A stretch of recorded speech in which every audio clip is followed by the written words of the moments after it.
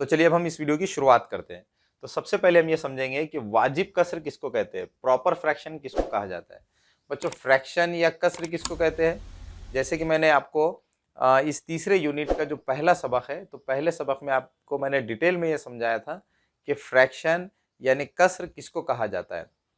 अगर बच्चों आपने वो वीडियो नहीं देखा है तो मेरी आपसे रिक्वेस्ट है कि आप इस तीसरे यूनिट के पहले सबक का जो वीडियो है, जिसमें मैंने डिटेल में कसर यानी फ्रैक्शन किसको कहते हैं इसको डिटेल में एक्सप्लेन किया है, तो अगर आप वो वीडियो को देख लेंगे तो आप बहुत आसानी से इस सबक के अंदर मैं जो चीज़ें आपको समझाने वाला हूँ वो आप बहुत आसानी से समझ सकेंगे।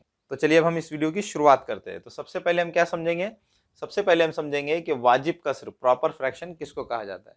बच्चों, कसर किसको कहा जाता है, फ्रैक्शन किसको कहा जाता है, इसको मैंने तीसरे यूनिट के पहले सबक में डिटेल में एक्सप्लेन किया है। अगर बच्चों आपने वो वीडियो नहीं देखा है तो मेरी आपसे रिक्वेस्ट है कि आप इस तीसरे यूनिट के पहले सबक में, जिसमें मैंने डिटेल में कसर या फ्रैक्शन किसको कहा जाता है इसको एक्सप्लेन किया है, तो आप इस वीडियो को देख लें। अगर आप वो वीडियो देख लेंगे तो आप बहुत आसानी से इस सबक में जो चीज़ें मैं आपको समझाने वाला हूँ वो आप बहुत आसानी से समझ सकेंगे। बच्चों, इस वीडियो में मैं आपको कसर किसको कहते हैं, फ्रैक्शन किसको कहा जाता है, इसको मुख्तसरन समझा देता हूँ।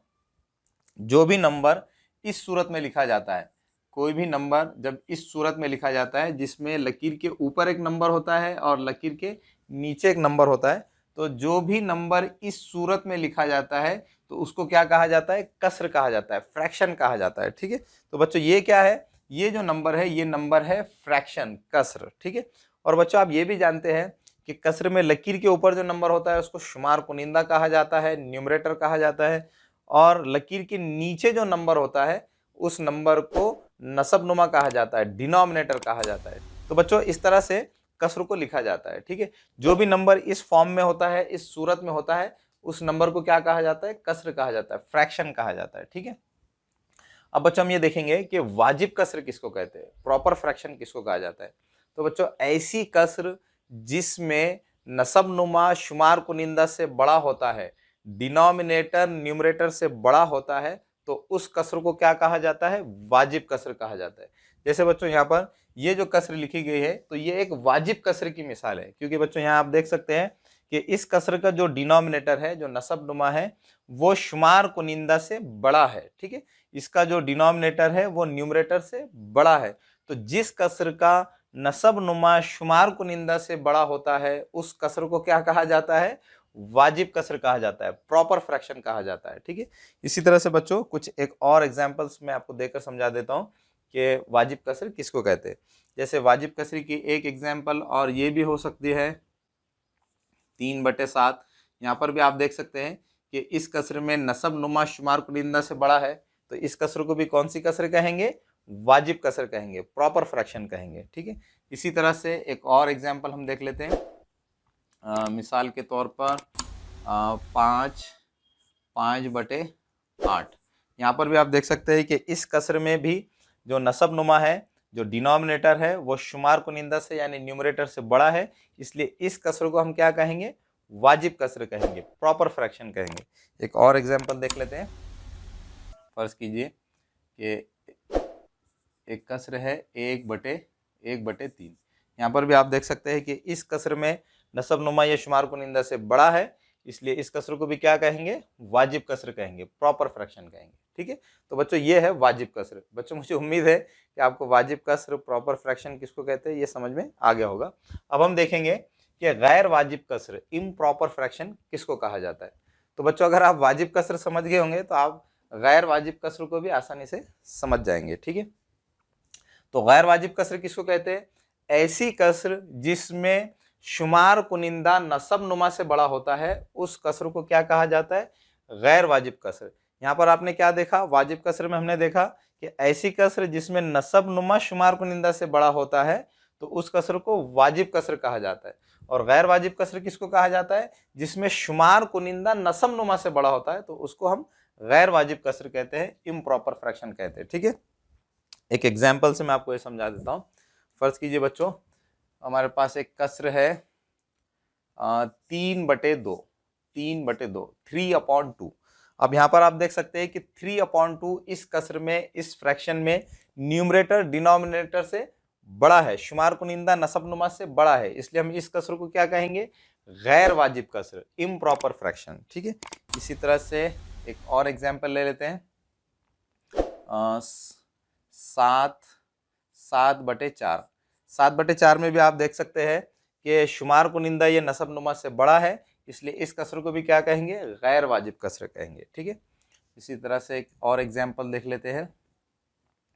5/3, यहाँ पर भी आप देख सकते हैं कि इस कसर में शुमार कुनिंदा नसबनुमा से बड़ा है, इसलिए इसको क्या कहेंगे, गैर वाजिब कसर कहेंगे। अब एक और एग्जांपल ले लेते हैं। 4/2, इस कसर में भी आप देख सकते हैं कि शुमार कुनिंदा नसबनुमा से बड़ा है, न्यूमरेटर डिनोमिनेटर से बड़ा है, इसलिए इस कसर को क्या कहेंगे, गैर वाजिब कसर कहेंगे, इम्प्रॉपर फ्रैक्शन कहेंगे। तो इस तरह से बच्चों जिस कसर का शुमार कुनिंदा नसबनुमा से बड़ा होता है उसको गैर वाजिब कसर कहते हैं, और जिस कसर में नसबनुमा शुमार कुनिंदा से बड़ा होता है तो उस कसर को क्या कहा जाता है, वाजिब कसर कहा जाता है, प्रॉपर फ्रैक्शन कहा जाता है। बच्चों हो सकता है कि आपको वाजिब कसर किसको कहते हैं और गैर वाजिब कसर किसको कहते हैं, इसको याद रखने में कुछ कन्फ्यूजन हो जाए तो मैं आपको एक शॉर्टकट बता देता हूँ, आपको एक ट्रिक बता देता हूँ जिसकी मदद से आप आसानी से याद रख सकेंगे कि वाजिब कसर किसको कहते हैं और गैर वाजिब कसर किसको कहते हैं। ठीक है बच्चों, वाजिब कसर में हमने क्या देखा, वाजिब कसर यानी ऐसी कसर जिसमें नसबनुमा शुमार कुनिंदा से बड़ा होता है। ठीक है, तो मैं आपको एक ट्रिक बता देता हूँ जिसकी मदद से आप आसानी से वाजिब कसर किसको कहते हैं उसको याद रख सकेंगे। जैसे बच्चों अगर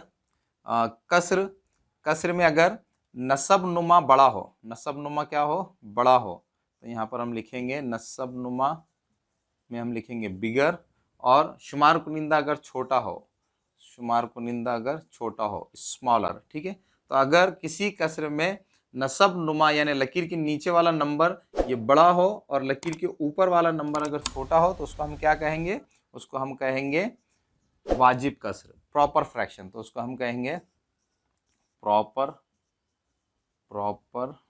फ्रैक्शन, प्रॉपर फ्रैक्शन। तो स्मॉलर अपॉन बिगर का क्या मतलब होगा, प्रॉपर फ्रैक्शन।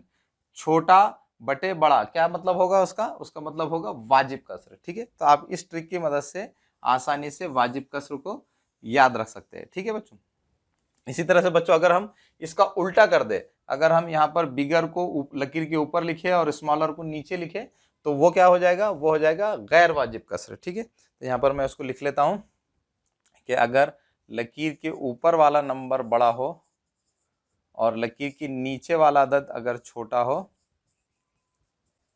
तो ये जो कसर होगी, ये कसर क्या होगी, ये कसर होगी इम्प्रॉपर फ्रैक्शन, गैर वाजिब कसर,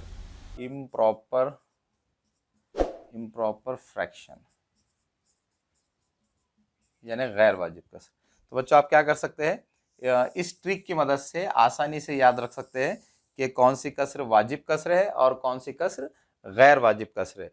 वाजिब कसर के लिए हम क्या करेंगे, गैर वाजिब कसर के लिए हम याद रखेंगे स्मॉलर अपॉन बिगर, यानी अगर लकीर के ऊपर वाला नंबर छोटा रहा और लकीर के नीचे वाला बड़ा रहा तो उसको हम बोलेंगे प्रॉपर फ्रैक्शन। और अगर इसका उल्टा कर देंगे, अगर बड़ा नंबर ऊपर लिखेंगे और छोटा नंबर नीचे लिखेंगे तो वो कसर क्या कहलाएगी, इम्प्रॉपर फ्रैक्शन। तो बच्चों इस तरह से आप इस ट्रिक का यूज करके वाजिब कसर और गैर वाजिब कसर को याद रख